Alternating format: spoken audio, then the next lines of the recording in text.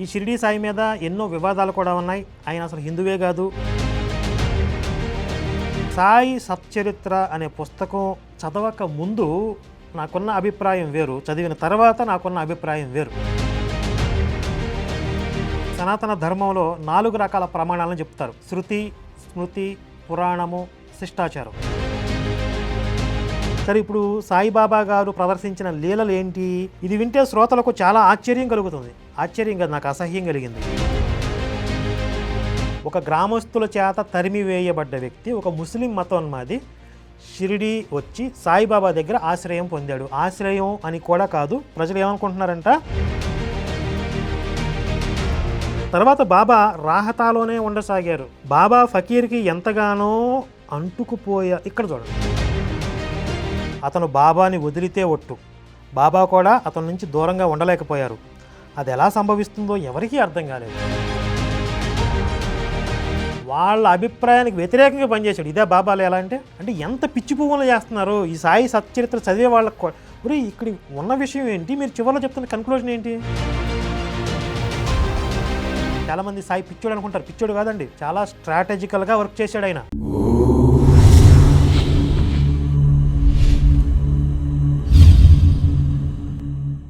నమస్తే. కొన్ని రోజుల క్రితం షిరిడీ సాయి గురించి మాట్లాడతానని చెప్పాను. మరి ఇప్పుడు మనం డైరెక్ట్గా విషయంలోకి వెళ్ళిపోదాం. ఈ షిరిడీ సాయి అనే ఆయన హిందుత్వంలో ఉన్నటువంటి అవధూత అని, గురువు అని, లేకపోతే దేవతా స్వరూపం అని, అవతార పురుషుడని, ఆయనే సచ్చిదానంద పరబ్రహ్మం అని, త్రిమూర్తులకు ఆయనే ప్రత్యేక అని, దత్తాత్రేయుడు అవతారం అని చెప్పి రకరకాలుగా ఎన్నో ప్రచారాలు ఉనికిలో ఉన్నాయి. ఈ షిరిడీ సాయి మీద ఎన్నో వివాదాలు కూడా ఉన్నాయి. ఆయన అసలు హిందువే కాదు, ముస్లిం అనే వాదనలు ఉన్నాయి. మరి వీటన్నిటి మీద సమగ్రంగా మనం విశ్లేషణ చేయవలసిన అవసరం ఉంది. ముందుగా ఈ సాయి అనే వ్యక్తి హిందువా ముస్లిమా అనే విషయాన్ని మనం చూసినట్లయితే, నిజానికి ఆయన ఒరిజినల్ పేరేంటో కూడా మనకు తెలియదు. ఏదో ఒక పెళ్లి బృందంతో కలిసి షిరిడీకి వచ్చినప్పుడు ఒక ఆయన దిగు సాయి అని పిలిచాడంట. అప్పటి నుంచి సాయిగా ఆయన పిలవడం మొదలుపెట్టారని చెప్తున్నారు. అయితే ప్రచారంలో ఉన్నటువంటి ఇంకొక వాదన ఏంటి అని అంటే, ఇతను సాయిబ్బు, ఒక ముస్లిం వర్గానికి చెందినవాడు. అలాంటి వ్యక్తి బాబాగా అక్కడ ప్రసిద్ధమయ్యాడు. కాబట్టి సాయిబ్బు బాబా అనేవారు మొదట్లో. ఆ సాయిబ్బు బాబా కాస్త సాయిబాబా అయింది తర్వాత కాలక్రమంలో అనే వాదన కూడా ఉంది. సరే, దీన్ని అలా పక్క నుంచి అసలు వ్యక్తిగతంగా ఆయన ఏంటి అనేది చూస్తే, ఆయన వస్త్రధారణ అంతా కూడా ఒక ముస్లిం వర్గానికి చెందిన వ్యక్తిలాగానే ఉండేది. ఆ తర్వాత అతిపెద్ద ఆధారం ఏంటంటే, సాయి సచ్చరిత్ర షిరిడీ సంస్థాన్ వాళ్ళు ముద్రించినటువంటి ఈ సాయి సచ్చరిత్ర అనే దాన్ని మేము ప్రింట్అవుట్ తీపిచ్చాం, జిరాక్స్ తీపిచ్చాం. ఇందులో చాలా స్పష్టంగా వాళ్ళు ఉటంకించారు, ఆయన అల్లా మాలిక్, అల్లా అనే పేరుని నిత్యం జపిస్తూ ఉండేవాడు అని చెప్పి. సనాతన ధర్మానికి చెందినటువంటి ఏ సద్గురువు కూడా, ఏ అవధూత కూడా అల్లా అనే పేరుని తీసుకోవటం మనం చరిత్రలో ఎప్పుడూ చూడలేదు. ఎందుకంటే ఇస్లాం భావజాలం వేరు, సనాతన ధర్మం యొక్క భావజాలం వేరు. ఈ రెండు ఒకటే అని చెప్పేవాడు ఎవడైనా ఉన్నాడంటే వాడికి తలకాయ లేదు, వాడు రెండు చదవలేదు అని అర్థం. ఇక్కడ సాయి భక్తులు సాయిని డిఫెండ్ చేసే ఒక వర్గం ఏమంటారంటే, అల్లా అంటే మనం ఖురాన్లో ఉన్నటువంటి అల్లాగా తీసుకోవాల్సిన అవసరం లేదు, అల్లా అంటే దేవుడు, కాబట్టి దేవుడిని ఉద్దేశించి చెప్తున్నాడు అని అంటారు.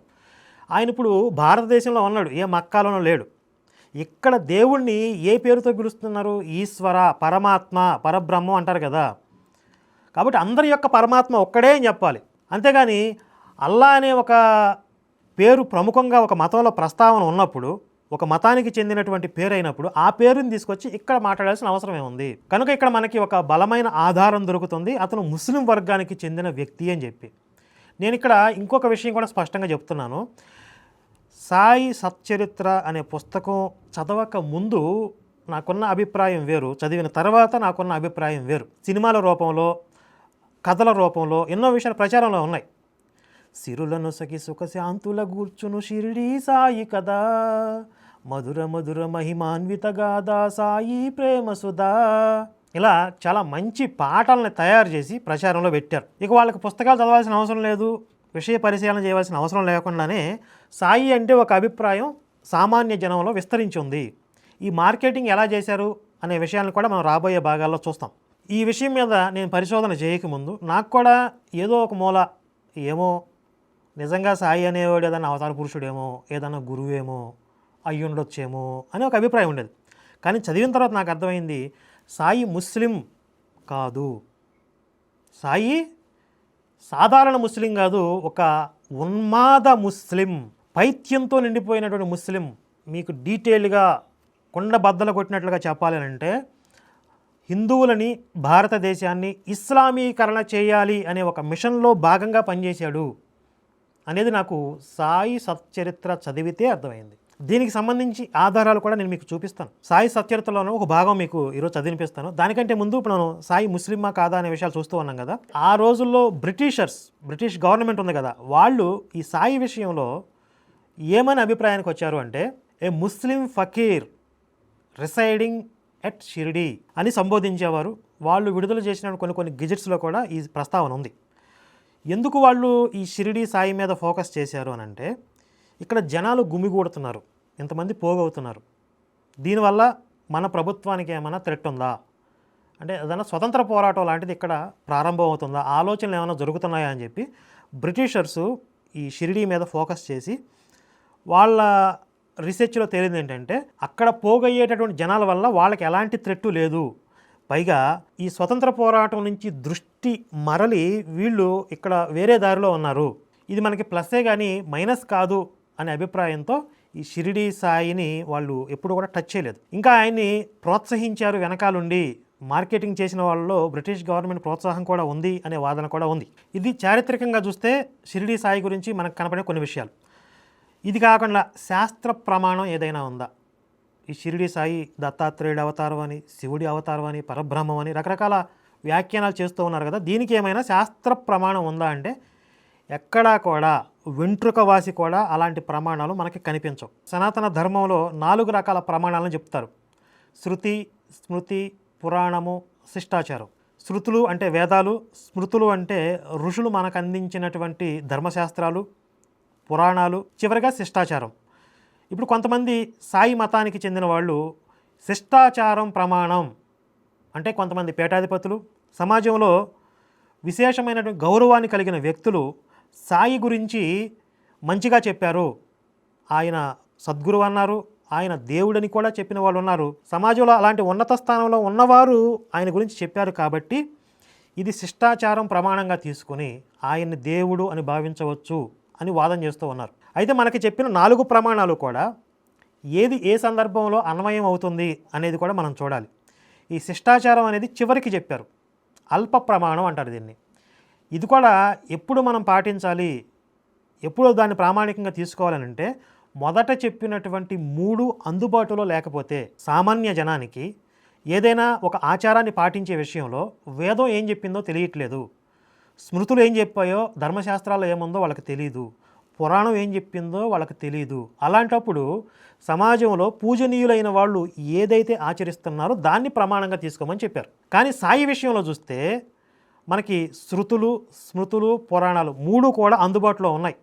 ఈ 3టిని పక్కన పెట్టేసి కేవలం శిష్టాచారం అనే దాన్ని మాత్రమే నేను తీసుకుంటాను అని అంటే వాళ్ళు డైవర్ట్ చేస్తున్నారు విషయాన్ని అని ఇక్కడ మనం అర్థం చేసుకోవాలి. అలాగే ఆ శిష్టాచారంలో కూడా వ్యతిరేకించిన వాళ్ళు కూడా ఉన్నారు. మరి వ్యతిరేకించినటువంటి శిష్టులను ఎందుకు తీసుకోవట్లేదు? అనుకూలంగా మాట్లాడిన వారిని మాత్రమే ప్రమాణంగా తీసుకోవాలా? ముందు ఉన్నటువంటి 3 ప్రమాణాలని పక్కన పెట్టి, సరే అనుకూలంగా మాట్లాడిన వారు కూడా ఏ అభిప్రాయంతో, ఏ ఉద్దేశంతో, ఏ సందర్భంలో మాట్లాడవలసి వచ్చింది అనేది కూడా మనం రాబోయే భాగాల్లో చూద్దాం. కానీ ఇక్కడ మనం గమనించాల్సిన విషయం ఏంటంటే, శృతి, స్మృతి, పురాణం అనే 3 ఉన్నతమైన ప్రమాణాల్లో ఎక్కడా కూడా సాయి గురించినటువంటి ఆనవాళ్ళు కనపడవు. ఇది శాస్త్ర ప్రమాణం. అలాగే తార్కికంగా, తర్కబద్ధంగా ఆలోచించినా కూడా ఈరోజు సాయి అనే వ్యక్తిని పట్టుకుంటే, సాయి సచ్చరిత్రని పఠనం చేసుకుంటే ఇంకేమీ అవసరం లేదు అని చెప్తున్నారు. అలాంటప్పుడు భగవంతుడు రామ అవతారాన్ని ఎందుకు తీసుకున్నాడు, ఎందుకు అంత కష్టపడ్డాడు, ద్వాపర యుగాంతంలో కృష్ణుడు భగవద్గీతను ఎందుకు బోధించాడు, షిరిడి సాయి వచ్చేస్తాడు ఆయన చూసుకుంటాడులే అని చెప్పి విష్ణుమూర్తి చక్కగా వైకుంఠంలో పడుకోవచ్చు కదా. వీళ్ళు చెప్పేటటువంటి ఇంకొక ఆధారం, ఇంకొక ప్రమాణం ఏంటంటే వ్యక్తిగత అనుభవాలు. ఈ వ్యక్తిగత అనుభవాలకి ఎలాంటి తర్కం అవసరం లేదు, ఎలాంటి ఆధారాలు అవసరం లేదు. నాకు వ్యక్తిగతంగా ఇలాంటి అనుభవం జరిగింది, సాయి నా కల్లోకి వచ్చాడు, సాయి నా విషయంలో ఇలాంటి అద్భుతాలను చేశాడు అని చెప్పి కొంతమంది వ్యక్తులు ప్రచారం చేస్తూ ఉంటారు. దానికి ఆధారాలు చూపించమంటే ఇది నాకు వ్యక్తిగతంగా జరిగి దీనికి ఆధారాలు ఎలా ఉంటాయి అంటారు. చిన్నప్పటి నుంచి నాకు ఒక అసహ్యమైనటువంటి అభిప్రాయం ఏంటంటే, దేవుడు మ్యాజిక్లు చేస్తాడు, అద్భుతాలు చేస్తాడు, అందుకోసమే వస్తాడని నాకు చాలా ఇరిటేటింగ్గా ఉంటుంది, అసహ్యంగా ఉంటుంది నాకు. దేవుడు ఎప్పుడైనా మ్యాజిక్లు చేసి, కనికట్టులు చేసి, జిమ్మిక్కులు చేసి జనాలు పోగేయడానికి వస్తాడా? తన గురించి తను ప్రచారం చేసుకోవడానికి వస్తాడా? ఇది చాలా చీప్ ట్రిక్స్ ఇవన్నీ కూడా. అంటే లో ఐక్యూ లెవెల్స్ ఉన్నటువంటి పీపుల్ని అట్రాక్ట్ చేయడానికి. అలాంటి కేటగిరీ ఎలాగ సమాజంలో ఉంటుంది కాబట్టి వాళ్ళకి లాజిక్ అవసరం లేదు, తర్కం అవసరం లేదు, శాస్త్రం అవసరం లేదు, ప్రమాణం అవసరం లేదు, జ్ఞానం కూడా అవసరం లేదు. మ్యాజిక్ జరుగుతుంది, అద్భుతాలు జరుగుతాయి అంటే అక్కడ ఆలోచన మసకబారిపోతుంది. కాబట్టి అలాంటి జనాలను అట్రాక్ట్ చేయడానికి చీప్ ట్రిక్స్తో ప్రచారం అవుతున్నటువంటి మతాలలో ఈరోజు సాయి మతం ప్రముఖంగా ఉంది. సాయి సచ్చరిత్రలో ఉన్నటువంటి ఒక భాగాన్ని నేను మీకు చదివి వినిపిస్తాను. ఇది సాయి సచ్చరిత్రలో ఉన్నటువంటి 5వ అధ్యాయం, శ్రీ సాయి పునఃప్రకటీకరణ, మళ్ళీ షిరిడీకి తిరిగి రావటం అనే అధ్యాయం ఇది. ఈ 5వ అధ్యాయంలో 2 విచిత్రమైన విషయాలు ఉన్నాయి. అందులో ఒకటి ఏంటంటే 55వ పేజీలో, ప్రత్యక్షంగా ఈశ్వర అవతారులైన మహాత్ములు నిర్వికారంగా ఉంటూనే జగత్తును ఉద్ధరించడానికి, జగత్ కళ్యాణం కోసము అవనిపై అవతరిస్తారు. తర్వాత కొన్నాళ్ళు గడిచాక ఒక వింత జరిగింది. ఈ పుస్తకంలో ప్రతి చోట కూడా పరమాత్మ అవతరించాడు, అబ్బాబ్బా ఏమి అద్భుతమైన లీలలు అని ఒక అభిప్రాయాన్ని ఇంజెక్ట్ చేస్తూ ఉంటారు. అసలు ఇక్కడ సందర్భం లేకుండా ప్రత్యక్షంగా ఈశ్వర అవతారులైన మహాత్ములు నిర్వికారంగా ఉంటూనే లీలలు ప్రదర్శిస్తారు. ఎందుకు చెప్పారో తెలియదు. సరే, ఇప్పుడు సాయిబాబా గారు ప్రదర్శించిన లీలలు ఏంటి ఇప్పుడు చదువుతా వినండి. కొన్నాళ్ళు గడిచాక ఒక వింత జరిగింది. ఇది వింటే శ్రోతలకు చాలా ఆశ్చర్యం కలుగుతుంది. ఆశ్చర్యం కాదు, నాకు అసహ్యం కలిగింది. మొహిద్దీన్ అనే పేరు గల ఒక తమలపాకులు అమ్ముకునే వాడితో సాయిబాబాకి ఏదో వివాదం ఏర్పడింది. ఏదో విషయంలో అని మీరు అక్కడ బ్లాంక్గా వదిలేస్తే ఫిల్ ఇన్ ద బ్లాంక్స్. మేము ఏం పూరించాలి అక్కడ? ఏదో విషయంలో ఏంటి? ఈయనకి తమలపాకులు కిల్లీలు నవ్వటానికి ఆయన ఇవ్వలేదా? ఏదైనా గంజాయి పంచుకోవడంలో గొడవ అయిందా? ఒక అమ్మాయిని చూసి ఇద్దరు పోటీలు పడ్డారా? లేకపోతే నువ్వెంత అని బూతులు తిట్టుకుని కుస్తీలు పట్టారా? ఏదో విషయంలో ఎందుకు? ఏంటి ఆ విషయం? స్పష్టంగా రాయాలి కదా. అంటే అది చెప్పుకోలేని విషయంలో గొడవ పడ్డారు అనేది అర్థమవుతుంది ఇక్కడ. ఇద్దరు కొమ్ములు తిరిగిన పహిల్వానులే. అంటే సాయి కూడా పహిల్వానేనా? కొమ్ములు తిరిగాడా? అయితే విధి ముందు ఎవరి బలము పనిచేయదు. మొహిద్దీన్ బలవంతుడు, సామర్థ్యం తక్కువ ఉన్న బాబా ఓడిపోయారు. అసలు కొన్ని చోట్ల త్రిమూర్తులకి ఆయనే ప్రతినిధి. అసలు ఆయనే త్రిమూర్తులు. దత్తాత్రేయుడు ఆయనే, జగన్మాత పరాశక్తి ఆయనే. ఇలాంటి అభిప్రాయాలు, ఇలాంటి వాక్యాలు రాసుకుంటూ వచ్చి సామర్థ్యం తక్కువ అతి సాధారణ మొహిద్దీన్ చేతిలో ఓడిపోయాడంట. ఏం చెప్పదలుచుకున్నాడు దీని ద్వారా? ఇదేమన్నా లీలా అంటే నాకేం అర్థం కాల. బైబిల్లో కూడా బైబిల్ దేవుడు యెహోవా యాకోబు చేతిలో ఓడిపోయాడు కుస్తీ పట్లు బట్టి అని రాశారు. ఎందుకు కుస్తీ పట్లు పట్టాడో, ఎందుకు ఓడిపోయాడో, ఆ యాకోబుని గెలవలేక వాడి తొడ మీద కొట్టాడు, తొడ గూటి మీద కొట్టాడంట. ఇక్కడ ఈ మొహిద్దీన్ చేతిలో ఎందుకు ఓడిపోయాడు? దీని ద్వారా ఆయనకి జ్ఞానోదయం అయిందా? అప్పటి నుంచి చింకి దుస్తులు వేసుకునేవాడు, కౌపేనం ధరించేవాడు. అంటే అంతకుముందు విలాసాల్లో మునిగి తేలేవాడా? భోగాలు అనుభవించేవాడా? అప్పుడు వైరాగ్యం వచ్చిందా? అలాగే ముందు నుంచి ఆయన వైరాగ్య స్థితిలో ఉండి మహాజ్ఞానిలాగా ఉండేవాడు అని చెప్పి మనకి ప్రచారంలో చేశారు కదా. పగలు రేయి ధ్యానం, పరమాత్మునిలో లీనం, ఆనందమే ఆహారం, చేదు చెట్టు నీడ ఏ గురుపేటు. ఆ వేప చెట్టు కింద ఉండి పరమానంద స్థితిలో ఉండేవాడు. ఆయన ఒక ఆధ్యాత్మిక గురువుగానే షిరిడీలో అడుగుపెట్టాడు అని చెప్పారు కదా. మళ్ళీ ఈ కుస్తీ పట్లు పట్టడం ఏంటి? ఇక్కడ ఓడిపోయిన తర్వాత ఆయన వైరాగ్యం రావడం ఏంటి? సంథింగ్ రాంగ్ అనేది మనకు అర్థమవుతుంది. సరే, ఇది ఒక విషయం, దీన్ని పక్కన పెట్టి ఆ తర్వాత చాలా ఇంపార్టెంట్ భాగం ఇది వినండి. సరే, ఇప్పుడు మొహిద్దీన్ కుస్తీలో గెలిచిన తర్వాత జరిగిన చరిత్రలోని మహిమను శ్రద్ధగా వినండి. కుస్తీ జరిగిన 5వ సంవత్సరం అహ్మద్ నగర్లో ఉండే జవహర్ అలీ అనే పేరు గల ఒక ఫకీరు తన శిష్యులతో సహా ఉండిపోవడానికి రాహతా వచ్చాడు. రాహతా అనే ఒక ఊరు, అక్కడికి వచ్చాడు. ఎవరు? జవహర్ అలీ అనే ఒక ఫకీరు అతని శిష్యుల బృందంతో కలిసి వీరభద్రుని దేవాలయం వద్ద ఒక ఖాళీ స్థలం చూసుకుని ఆ ఫకీర్ అక్కడ ఉండిపోయాడు. ఫకీరు గొప్పగా చదువు సంధ్యలు ఉన్నవాడు. అరచేతిలో ఉసిరికాయలాగా ఖురాన్ షరీఫ్ అతనికి కంటతా వచ్చు. సార్థ పరమార్థాలను వాంఛించేవారు, భావికులు అయిన అనేక మంది ప్రజలు అతని చరణాలను ఆశ్రయించారు. ఫకీర్ అక్కడ ఈద్గా అనే పేరు గల నమాజు చదివే స్థలం. ఈద్గా అంటే ముస్లిమ్స్ అందరూ కలిసి ఒక చోటకి చేరి ప్రార్థించే స్థలాన్ని ఈద్గా అంటారు. ఆ ఈద్గా స్థలాన్ని నిర్మించడం ప్రారంభించాడు. కొద్ది రోజుల తర్వాత అతను వీరభద్రుడి దేవాలయాన్ని అమంగళం చేస్తున్నాడన్న నింద వచ్చి ఈద్గా నిర్మాణం ఆగిపోయింది. అంటే వీరభద్రుడి దేవాలయం పక్కనే నివాసం ఏర్పాటు చేసుకుని అక్కడే ఈద్గా నిర్మాణం స్టార్ట్ చేశాడు. ఇది దేవాలయం యొక్క పవిత్రతని దెబ్బతీస్తుందని చెప్పి అక్కడ ఉన్నవాళ్ళు అభ్యంతరం చెప్పడంతో ఆగిపోయింది. గ్రామస్తులు ఫకీర్ని గ్రామం నుంచి తరిమేశారు. అప్పుడు అతడు షిరిడీ వచ్చి మసీదులో బాబా దగ్గర ఉండిపోయాడు. ఈ గ్రామస్తులు ఎక్కడి నుంచి తరిమేశారు? రాహతా అనే గ్రామం నుంచి ఈ జవహర్ అలీని తరిమేస్తే అక్కడి నుంచి షిరిడీ చేరాడు. అక్కడికి వచ్చి ఈ సాయిబాబా దగ్గర ఉన్నాడు. ఫకీరు ఎంతో మధురంగా మాట్లాడేవాడు. గ్రామస్తులు అతన్ని భజన చేయడం మొదలెట్టారు. బాబాని కూడా అతను ఏదో చేసి సమ్మోహనం చేశాడని ప్రజలు అనుకోసాగారు. ఇక ఇక్కడి నుంచి మీరు చాలా జాగ్రత్తగా వినండి. ముందుగా జవహర్ అలీ మీద మనకొచ్చే అభిప్రాయం ఏంటి? అతను ఒక ముస్లిం మతోన్మాది. ఖురాన్ని బాగా కంఠస్థం చేశాడు. వీరభద్రుడి దేవాలయాన్ని అపవిత్రం చేయాలని చూశాడు. అక్కడి నుంచి తరిమేశారు. ఒక గ్రామస్తుల చేత తరిమివేయబడ్డ వ్యక్తి, ఒక ముస్లిం మతోన్మాది షిరిడీ వచ్చి సాయిబాబా దగ్గర ఆశ్రయం పొందాడు. ఆశ్రయం అని కూడా కాదు, ప్రజలు ఏమనుకుంటున్నారంట, బాబాని సమ్మోహనపరచి వశం చేసుకున్నాడు. అంటే బాబానే అతని కంట్రోల్లోకి వెళ్ళిపోయాడు. ఈ అభిప్రాయం షిరిడీలో ఉన్న వాళ్ళకు వచ్చింది. అతను బాబాతో నువ్వు నా శిష్యుడివి అన్నాడు. స్వభావతః బాబా హాస్యస్ఫోరక ధోరణి కలవారు. ఆయన సరే అన్న వెంటనే అతనికి గొప్ప ఆనందం కలిగింది. ఈ షిరిడీ వచ్చి ఒక రకంగా చెప్పాలంటే శరణార్థిగా వచ్చాడు జవహర్ అలీ అనేవాడు. కానీ ఇక్కడికి వచ్చి సాయిబాబా మీద పెత్తనం చేస్తున్నాడు. నువ్వు నా శిష్యుడివి అన్నాడు. అంటే హిప్నటైజ్ చేశాడా, లేకపోతే బాబా ఏదన్నా ఇక్కడ లీలలో ప్రదర్శిస్తున్నాడా అని ఉత్సుకతతో నేను కూడా చదవటం కొనసాగించా. ఆ తర్వాత అద్భుతం కనపడింది, చూద్దాం. బాబాను వెంటబెట్టుకుని అతను బయలుదేరాడు. ఎవరు? జవహర్ అలీ. బాబా లాంటి ఉత్తములు శిష్యుడిగాను, జవహర్ అలీ అతనికి గురువుగాను అయిపోయారు. ఇద్దరికీ రాహతాలో ఉండాలన్న ఆలోచన వచ్చింది. ఇది అండర్లైన్ చేసుకోండి. జవహర్ అలీ అనేవాడికి మళ్ళీ రాహతా వెళ్ళి ఉండాలి అనే ఆలోచన వచ్చింది.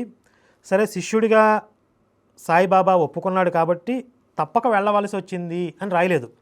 ఇద్దరికీ కూడా షిరిడీ వదిలేసి రాహతాలో నివాసం ఉందాం అనే ఆలోచన వచ్చింది. అంటే సాయికి షిరిడీలో ఉండాలి అనే బలమైన కాంక్ష కానీ, ఉండాలనే కోరిక కానీ, ఉండవలసిన అవసరం కానీ లేవు. అవకాశం వస్తే వెళ్ళిపోవడానికి సిద్ధంగా ఉన్నాడు. అవకాశం వచ్చింది, వెళ్ళిపోయాడు. గురువుకి శిష్యుని విశిష్టత తెలియదు, శిష్యునికి గురువు అవగుణాలు తెలుసు. ఆయన అవగుణాలు తెలిసి ఆయనతో పాటే ఆయన ఏది చెప్తే అది తూచా తప్పకుండా పాటిస్తూ ఉన్నాడు సాయిబాబా. శిష్యుడు అతను ఏ రకంగానూ అవమానం చేయలేదు, తన శిష్య ధర్మాన్ని పాటించాడు అని అనుకుందాం. గురువు నోటి నుంచి బయటకు వచ్చే మాటలను యోగ్యమైనవా అయోగ్యమైనవా అన్నవి చూడకుండా వాటిని తూచా తప్పకుండా పాటించేవాడు. ఇప్పుడు ఈ జవహర్ అలీ అనేవాడు లోక కళ్యాణం కోసం వచ్చిన మహానుభావుడేం కాదు కదా, ముస్లిం మతోన్మాది కదా. వాటి నోటి నుంచి ఏమొస్తాయి? అన్నీ హిందుత్వ వ్యతిరేకమైనటువంటి ఆలోచనలు, ఆ కార్యాచరణ చేస్తూ ఉంటాడు. వాటిని తూచా తప్పకుండా సాయిబాబా పాటించేవాడు. ఆయన గురువు ఇంట్లో నీరు కూడా మోశారు సాయిబాబా గారు. ఈ జవహర్ అలీకి అనేక రకాలైన సేవలు చేసి పెట్టారు, అందులో నీళ్లు కూడా మోశారు. ఆ ప్రకారంగా నడిచింది బాబా గురుసేవ. షిరిడీకి ఏదో ఒక సమయంలో ఆయన వస్తూ ఉండేవారు, మధ్య మధ్యలో వచ్చిపోతూ ఉండేవారు. అలా పదే పదే జరగసాగినప్పుడు ఏమైందో చూడండి. తర్వాత బాబా రాహతాలోనే ఉండసాగారు. షిరిడీ వదిలేశాడు, పూర్తిగా రాహతాలోనే ఉండసాగాడు. బాబా ఫకీర్కి ఎంతగానో ఇక్కడ చూడండి, ఇక్కడ జవహర్ అలీ సాయిబాబాకి అంటుకుపోయాడు, ఈయన అంటి పెట్టుకున్నాడని చెప్పట్లా. బాబా ఫకీర్కి ఎంతగా ఈయనే ఆయనకు అంటుకుపోయాడంట. షిరిడీకి దూరమైనారనే అందరికీ అనిపించింది. గ్రామస్తులకి జవహర్ అలీ తన యోగ సామర్థ్యంతో సాయిబాబాను కట్టిపడేశాడని అనిపించింది. అయితే సాయిబాబా చాతుర్యం వేరుగా ఉంది. ఇది చదువుతుంటే ఇంకా ఏమైనా లీల ప్రదర్శిస్తాడేమో, ఇందులో ఏమైనా ఇంకా పరమార్థం ఉందేమో అని నేను తెలుసుకుందామని చదువుతూ వెళ్ళానమాట. అయితే చాలా కామెడీగా ఉంటుంది, కొనసాగిద్దాం. జవహర్ అలీకి పూర్తిగా అధీనులైన ఆయన్ని చూసి గ్రామస్తుల మనసు ఉద్విగ్నమైంది. అంటే ఈయన పూర్తిగా జవహర్ అలీకి కంట్రోల్లో వెళ్ళిపోయాడు. అది చూసి వీళ్ళు బాధపడుతున్నారు. ఆయన్ని తమ ఇచ్ఛానుసారం నడుచుకునేట్లు ఎలా చేసుకోవాలి అన్న ఆలోచనలో వారు తలమునకలు అయిపోయారు. బంగారము దాని మెరుగు లేదా దీపము దాని వెలుగులా అయిపోయింది గురు శిష్యుల పరిస్థితి. బంగారంతో పాటే మెరుపు ఉంటుంది, దీపంతో పాటే వెలుగు ఉంటుంది. అలా ఒకరిని విడిచి ఒకరు ఉండలేని స్థితిలోకి వెళ్ళిపోయారంట వాళ్ళిద్దరూ. ఆ ఇద్దరు ఐక్యత కూడా అలాగే ఉంది. అప్పుడు ఆ షిరిడీలోని భక్తులు రాహతాలోని ఈద్గా దగ్గరకు వెళ్ళారు.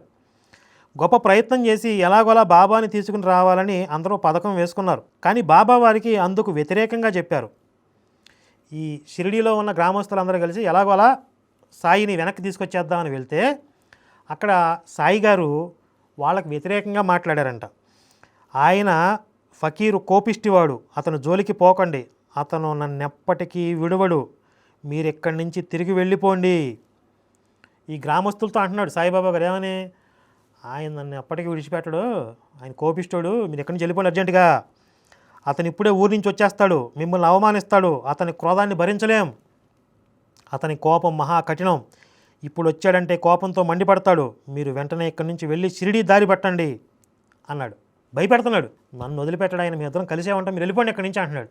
ఇంతలో హఠాత్తుగా ఆ ఫకీర్ రానే వచ్చాడు. సంగతి ఏమిటో అడిగాడు. పిల్లవాడి కోసం వచ్చారా, ఏమిటి మాట్లాడుకుంటున్నారు, అతన్ని షిరిడీకి తిరిగి తీసుకువెళ్ళే శ్రమ పడకండి అని మొదట్లో అన్నప్పటికీ అతను గ్రామస్తులకి కొంచెం బెదిరాడు. తర్వాత వాగ్వాదం జరిగింది. ఈ గ్రామస్తులు సీరియస్ అయ్యారు. ఏంట్రా పిల్లోడిని మాయ చేసి దగ్గర పెట్టుకుందాం అనుకుంటున్నావా, ఈ సంగతి తేలుస్తాం అని చెప్పి చాలామంది వెళ్ళుంటారు కదా. వీళ్ళందరూ కాస్త రాడికల్గా మాట్లాడేటప్పటికి వాడు భయపడ్డాడు. ఎవరు, జవహర్ అలీ బెదిరాడు. తిరిగి తనే ఇలా అన్నాడు, పదండి అబ్బాయిని షిరిడీకి తీసుకెళ్ళండి, అతనితో పాటు నన్ను తీసుకెళ్ళండి. ఆ ప్రకారంగా ఆ ఫకీరు అందరితో కలిసి మళ్ళీ షిరిడీ వచ్చేశాడు. అతను బాబాని వదిలితే ఒట్టు, బాబా కూడా అతని నుంచి దూరంగా ఉండలేకపోయారు. అది ఎలా సంభవిస్తుందో ఎవరికీ అర్థం కాలేదు. అంటే గ్రామస్తులందరూ వెళ్ళి వార్నింగ్ ఇస్తే సరే సాయిబాబాని తీసుకెళ్దాం, నేను కూడా వస్తాను అని కండిషన్ పెట్టాడు. ఇక్కడికి వచ్చాక కూడా ఒకరిని విడిచి ఒకరు ఉండలేని స్థితి. అది ఎందుకు జరుగుతుందో ఎవరికీ అర్థం కాలేదు. సింపుల్ మనకు కనపడే లాజిక్ ఏంటి, అతను ఖురాన్ని కంటతా చేసినటువంటి ఒక ముస్లిం గురువు అనుకోవాలా, ముస్లిం మతబోధుడు అనుకోవాలా, ముస్లిం మతోన్మాది అనుకోవాలా, ఎందుకంటే వీరభద్రుడి దేవాలయాన్ని కూడా అపవిత్రం చేయాలని చూశాడు. అలాంటి మతోన్మాదిని విడిచి ఉండలేని స్థితి సాయిబాబాకి ఉంది అంటే ఇతనికి కూడా సారూప్య భావజాలం ఉందనే కదా. నాకు కరెక్ట్ పర్సన్ తగిలాడు, ఇలాంటి వాడి కోసం నేను వెతుకుతున్నాను అని చెప్పి అప్పుడు దాకా వెయిట్ చేస్తున్నాడా. ఇప్పుడు ఆ జవహర్ అలీ యొక్క మిషన్ ఏంటి, ఇస్లామీకరణ చేయటం కదా. ఆ మిషన్లో సాయిబాబా కూడా భాగస్వామిగా ఉండాలనుకున్నాడా, వీళ్ళిద్దరూ కలిసి ఏదన్నా కార్యాచరణ ప్లాన్ చేశారా. అందుకని షిరిడీ నుంచి వచ్చిన వాళ్ళని కూడా మీరు వెనక్కి వెళ్ళిపోండి, నేను రాను, మీ ఇద్దరం విడిగా ఉండలేం, నన్ను వదిలిపెట్టడని చెప్పి చెప్పడానికి కూడా కారణం అదేనా. వీటన్నిటికీ కూడా ఒకే ఒక్క సమాధానం వస్తుంది, అవును అని. ఎందుకంటే వేరే కారణమే కనపడదు ఇందులో. ఎక్కడా కూడా లీలా పరమార్థం ఏమీ లేదు. సాయి అంతరంగం కూడా చాలా స్పష్టంగా రాశారు ఇక్కడ. అసలు ఎందుకు వీళ్ళిద్దరూ అంతగా అంటుకుపోయారు ఎవరికి అర్థం కావట్లేదు.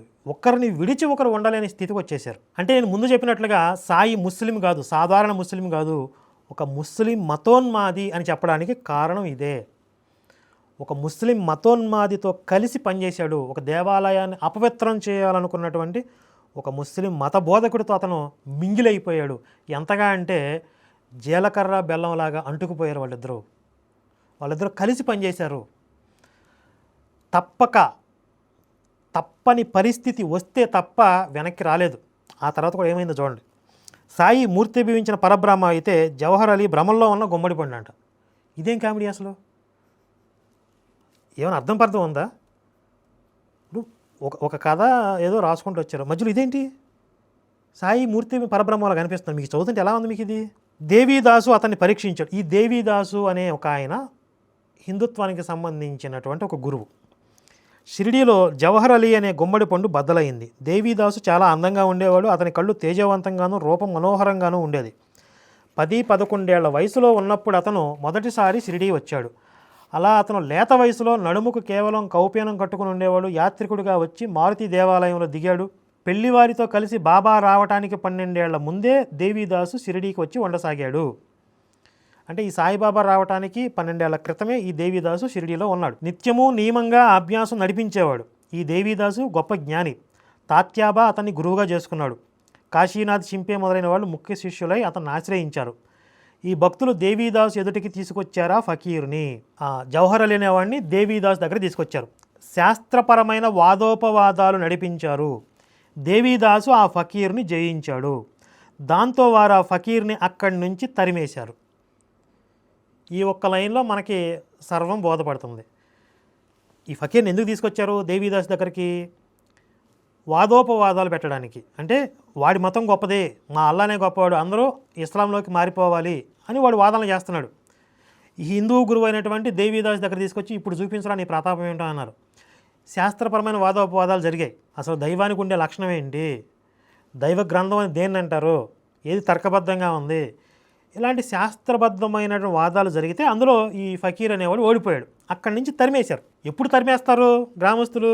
వాడు ఇబ్బంది పెడుతుంటే, వాడు కలుషితం చేస్తుంటే, ఎలా ఉన్నదాన్ని అలా ఉండనివ్వకుండా ఇంకోలాగా మార్చే ప్రయత్నం చేస్తుంటే అప్పుడు అక్కడి నుంచి తరిమేసే ఆలోచన చేస్తారు కదా సహజంగా.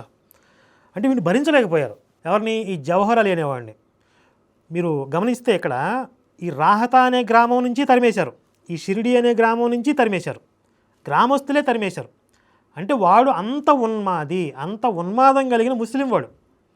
కానీ ఆ జవహర్ అలీకి సాయిబాబా అంటుకుపోయాడు, అసలు విడదీయరాని బంధంగా అంటుకుపోయాడు.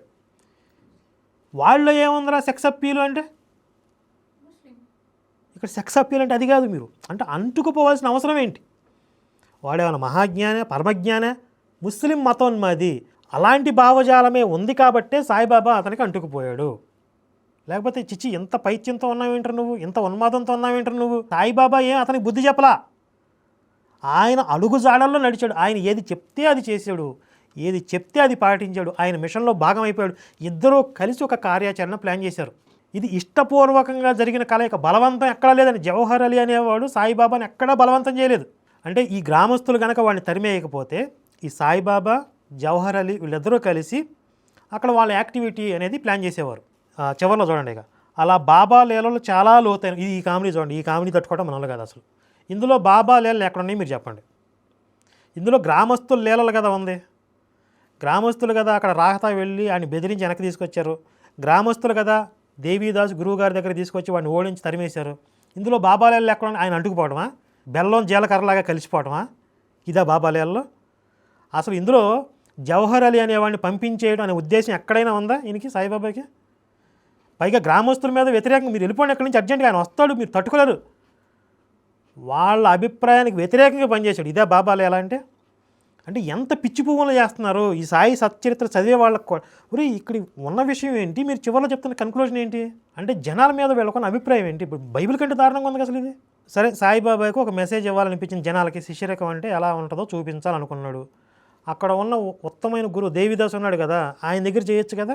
ఒక ముస్లిం మతోన్మాది దగ్గరే చేయాలా శిష్యరకం అనేది? ఏం ఆదర్శం చూపించాడు అందులో? జ్ఞానుల దేహ వ్యాపారాలు గత జన్మలో చేసిన కర్మలను అనుసరించి ఉంటాయి. వారి చేత జరిగే పనులకు వారు బాధ్యత వహించరు. కర్మలకు కర్తృత్వాన్ని వారు అంటే ఇక్కడ మనకు అర్థమయ్యే విషయాన్ని డైవర్ట్ చేయడానికి, కన్ఫ్యూజ్ చేయడానికి ఈ కాంప్లికేటెడ్ స్పిరిచువల్ లాంగ్వేజ్ని వాడుతూ ఉంటారు మధ్య మధ్యలో. ఏదో ఉంది మహానుభావు అనుకుంటారు, అంతే. ఇక ఏముందో వాళ్ళకి అర్థం కాదు. అంటే ఈ ఎపిసోడ్లో సాయిబాబా ఏమర్థం చేసుకున్నాడు? ఈ జవహర్ అలీని రాహతా నుంచి తరిమేశారు, షిరిడి నుంచి తరిమేశారు. అంటే హిందువుల్లో కాస్త అవేర్నెస్ ఉంది, ఎంతో కొంత తమ ధర్మం పట్ల అభిమానం ఉంది, దానికి భంగం వాటిల్లది తిరగబడుతున్నారు అని అర్థం చేసుకున్నాడు. అందువల్ల తనలో ఉన్నటువంటి ఉన్మాదం బయటపడకుండా జాగ్రత్తలు తీసుకున్నాడు. అప్పటి నుంచి తెలిసి తెలియకుండా మెల్లగా ఇంజెక్ట్ చేయాలి, ఓపెన్గా ఉంటే జవహర్ అలీలాగా ఫెయిల్ అవుతాం అనే ఒక స్ట్రాటజీని అప్లై చేశాడు. చాలామంది సాయి పిచ్చోడు అనుకుంటారు, పిచ్చోడు కాదండి, చాలా స్ట్రాటజికల్గా వర్క్ చేశాడు ఆయన. ఏంటి సాయి చేసినటువంటి ఆలోచనల వల్ల, తాను చేసినటువంటి కార్యాచరణ వల్ల హిందుత్వానికి, హిందువులకి ఏం ప్రమాదం జరిగింది? ఒక విషయం చెప్తావేనండి. దేశ విభజన సమయంలో కనీసం 10-15 లక్షల మంది హిందువుల్ని ఊచకోతలు కోశారు ఈ ఇస్లామిక్ టెర్రరిస్ట్.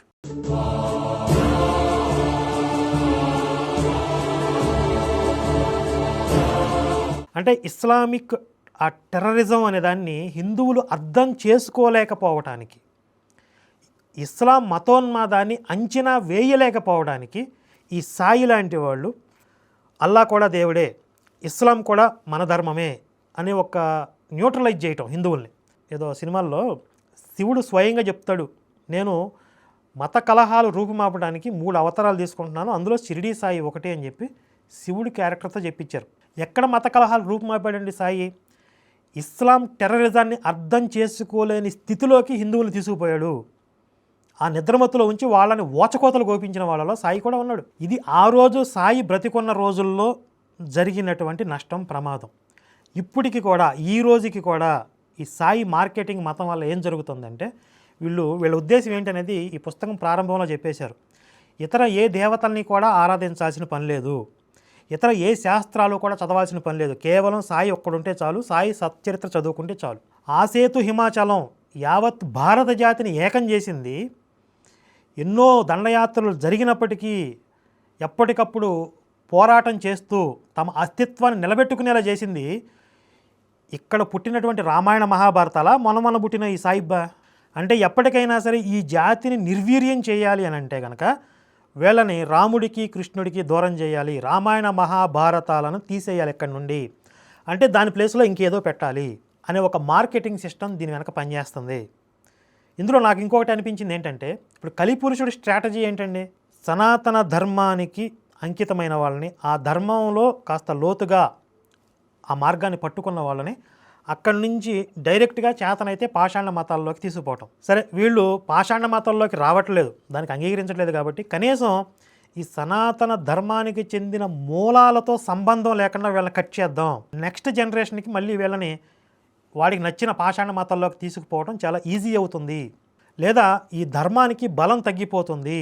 అంటే హిందువుల్ని మేము హిందుత్వంలోనే ఉన్నాము అనే భ్రమని కల్పిస్తూ ధర్మంతో లింక్ కట్ చేయటం, ఇది కలిపురుషుడి స్ట్రాటజీ ఎందుకు అవ్వదండి? చూడండి, మనకి గురు పరంపరలో ఎంతోమంది గురువులు వచ్చారు. ఏ గురువు కూడా అసలు ఇతర దేవతలను ఎవరిని కూడా మీరు ఆరాధించవలసిన అవసరం లేదు, నన్నే పూజించనని వాళ్ళు చెప్పలేదు. ఆ గురువుని ఆధారం చేసుకుని ఒక మార్కెటింగ్ సిస్టమ్ కూడా ఆ విధంగా ఎక్కడ చేయలేదు. ఒక్క ఈ షిరిడీ సాయి విషయంలోనే ఇంత పైత్యం ఎందుకు వస్తుంది? ఒక సాధారణ పహిల్వాన్ చేతిలో ఓడిపోయిన వాడిని తీసుకొచ్చి అతనికి ఒక దేవాలయం కట్టి ఆయన పాదాల కింద శివలింగాలని, విఘ్నేశ్వరుడి యొక్క విగ్రహాలను ఏర్పాటు చేస్తారా? అమ్మవారి ప్రతిమలను ఉంచుతారా? ఆ సాయికి అభిషేకాలు చేస్తుంటే ఆ జలాల కింద దేవతా ప్రతిమల మీదకి వస్తాయా? ఒక ముస్లిం మతోన్మాదితో కలిసి పనిచేసిన వాడిని, ఈ దేశంలో హిందువుల ఓచకోత జరగడానికి ముందస్తుగా ఒక గ్రౌండ్ ప్రిపేర్ చేసిన వాడిని తీసుకొచ్చి పూజ గదులు పెట్టి పూజిస్తారా? మనకి జగద్గురు ఆదిశంకరాచార్యుల వారిని షణ్మత స్థాపకాచార్యులు అంటారు. అంటే ఎన్నో మతాలు ఉనికిలో ఉన్నప్పుడు అన్నింటినీ కూడా ప్రక్షాళన చేసి కేవలం ఈ షణ్మతాలు మాత్రమే వేద ప్రామాణ్యం కలిగినవి, ఈ షణ్మతాలను మాత్రమే ఆచరించండి అని చెప్పారు. అప్పుడు కనుక ఈ సాయి మతం ఉంటే ముక్కలు ముక్కలుగా ఖండించేవారు. ఆయన ఖండించిన పాషాణ మతాల కంటే కూడా అధమాధమ స్థాయిలో ఉంది ఈ సాయి మతం. పోనీ దీనివల్ల హిందుత్వానికి ఏదైనా ప్రయోజనం ఉందా అంటే, ఇంతకుముందు చెప్పినట్టు ఎన్నో రకాల నష్టాలు ఉన్నాయి. అలాగే ఆడపిల్లలు ఇస్లాం వైపుకి ఆకర్షితులు అవడానికి, అల్లా మాలిక్ అనే పదం వాళ్ళకి కనెక్ట్ అవ్వడానికి, వాళ్ళు లవ్ జిహాద్ బాధితులు అవ్వడానికి కూడా పరోక్షంగా ఈ సాయి మతం కారణం అవుతుంది. ఇంకొక విషయం కూడా మీరు గమనించండి, ఈ సాయి మతంలో ఉన్న వాళ్ళకి, అంటే సాయి ప్రధాన దైవంగా ఉన్న వాళ్ళకి హిందుత్వం అనేది పట్టదు. వాళ్ళు పొద్దున్నే లేస్తారు, స్నానం చేసి వెంటనే సాయి సచ్చరిత్ర చేసి ఒక పేజీ చదువుకుంటారు, సాయిరామ్ సాయిరామ్ సాయిరామ్ సాయిరామ్ అనుకుంటూ బస్సు ఎక్కుతారు, సాయిరామ్ సాయిరామ్ సాయిరామ్ సాయిరామ్ అనుకుంటూ ఉద్యోగానికి వెళ్తారు, ఇంటికి తిరిగి సాయిరామ్ సాయిరామ్ సాయిరామ్ సాయిరామ్ అని ఇంటికి వస్తారు. ఇక బయట ఏం జరుగుతుంది?